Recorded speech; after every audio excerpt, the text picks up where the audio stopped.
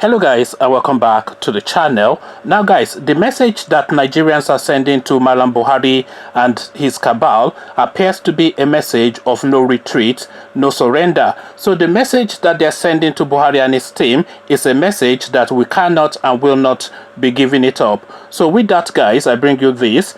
Trump told to ban Nigerian governors, top politicians from entering the United States. So that's the headline. Trump told to ban Nigerian governors, top politicians from entering the United States. So now let's see what is going on with this particular one. The Socio-Economic Rights and Accountability Project, SERAP, has sent an open letter to the United States President Donald Trump asking him to exercise his constitutional powers pursuant to the Presidential Proclamation 7750 and 8697 to instruct the United States Secretary of State and the United States Ambassador in Nigeria to temporarily ban Nigerian state governors and other senior public officials misusing the criminal justice system to jail journalists, bloggers, and activists reporting on allegations of corruption from entering the United States. SERAP also urged Mr. Trump to use Presidential Proclamation 8697, which allows the U.S. Department of State to deny visas to foreign officials, their families, and friends who participate in serious human rights violation and other abuses, such as misusing the criminal justice system to jail journalists, bloggers, and activists to prevent them from reporting on allegations of corruption and other related cases.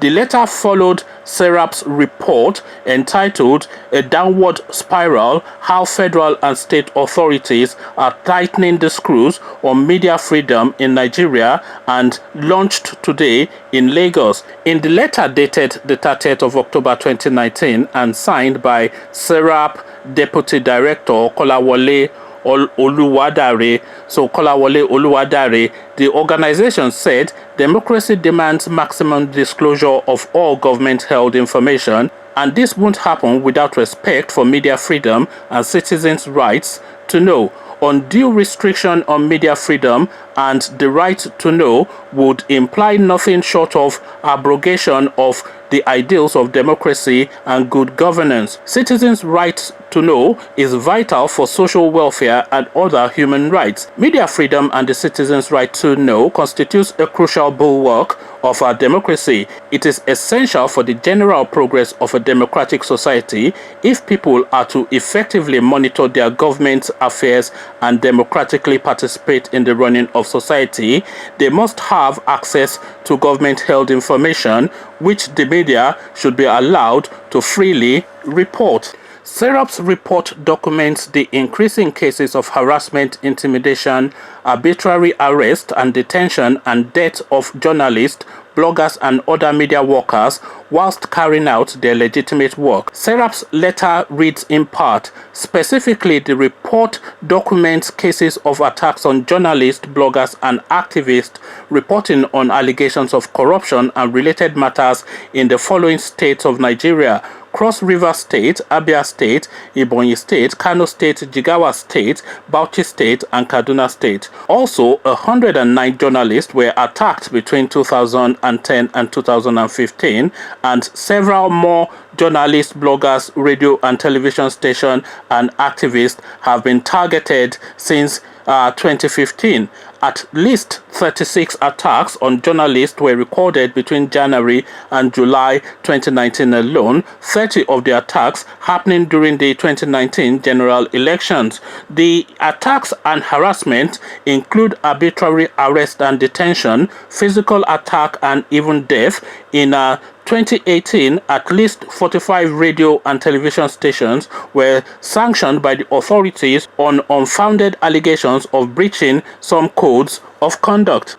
Proactive initiatives to protect media freedom and human rights that would invariably contribute to transparency and accountability globally have always been in the best long-term interest of the United States. Your application of targeted sanctions would reaffirm the United States' commitment to human rights and media freedom and help to supplement the criminal justice in Nigeria and be entirely consistent with the United States international obligations. SIRAP believes that your government's imposition of targeted sanctions against those accused of misusing the criminal justice system to attack, intimidate, harass, and jail journalists, bloggers, and activists in Nigeria would help to deter other state governments, governors, and other senior public officials from limiting the enjoyment of Nigerians' rights to information about what their government is doing in their name.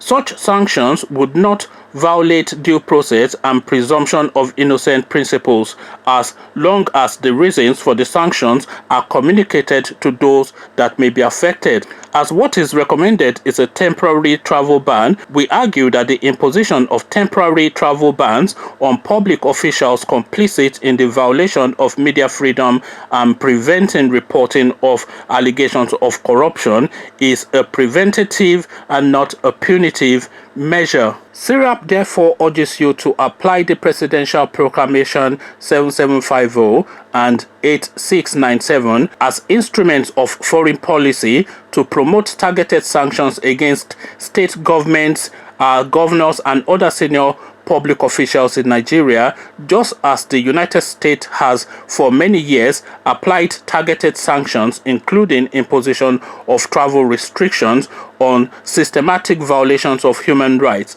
SIRAP believes that applying Presidential Proclamation 7750 and 8697 as recommended would be very helpful to Nigeria's effort to protect media freedom, improve transparency and accountability, and generally ensure full respect for the human rights of journalists, bloggers, and activists across Nigeria. It would also facilitate equivalent visa bans in other globally desirable locations as well. So it goes on and on. It's quite a lengthy piece, but the upshot of it is that these people are now reaching out to the United States government to impose travel bans on specific Nigerian officials, especially some state governors who have now taken on upon themselves the power of absolute impunity to just do as they will. And they are taking this power, of course, from the top, because if they are seeing Buhari detained Dasuki, Showore, etc., all of these people without any recourse to law and without anybody being able to do anything about it, then they, even within their own state, the demigods that they have now decided that they are, now feel emboldened to now do these things and act with absolute impunity. And especially that Ayade in Cross River State is a real element who is now taking the template of Buhari's book and accusing anybody that is critical of his government of treason, and then locking them up outside of the judicial system. So the call out is now going out to the United States, because our powers are limited within the Nigerian space. The legal system is not going to give you anything, and the police, you can't go report a governor to a police. So there's nothing that you can go to as a form of recourse within the Nigerian space. So the NGOs and the human rights activists and all of the organized pressure groups within this space are now reaching out internationally to see if they can resonate with a powerful figure internationally to bring to bear on these people, because, as I said, the powers within Nigeria is already concentrated in the hands of the people that are oppressing you, and that power therefore cannot be to your rescue. Conversations in the comment section. The United States of America has been called to come and rescue Nigerians from their own government. This is now how low we are falling now. What says you? Come share thoughts about this with me in the comment section. Freedom of speech being stifled in Nigeria, nothing new there. The only period actually that we had freedom of speech in Nigeria was that brief period under Goodluck Jonathan, when people could report and state anything, and the government would then take their position and match their facts against whatever is being alleged. But nobody was being picked up for having an opinion. But in Nigeria now, under this Buhari regime, it's not even criticizing them now that they are going to stop at. Even you having a thought in your head now is almost now a criminal act in Nigeria. A thought that is not favorable, a thought that you have not expressed, but a thought that you're having in your mind that is not favorable towards the Buhari regime is now a criminal offense states effectively now under this regime, because we are headed in that direction now. And of course, now we've now had the Supreme Court judgment, so this is now what the next 4 years is going to look like for the Nigerian states. Come tell me all about it in the comment section. But before you do that, click on the red subscribe button so it turns grey. Bell button notifies you every time I drop a new video. Then come tell me what you are making of this goings on in Nigeria in the comment section. So I'll leave you here. Join you in the comment section. But here I say peace.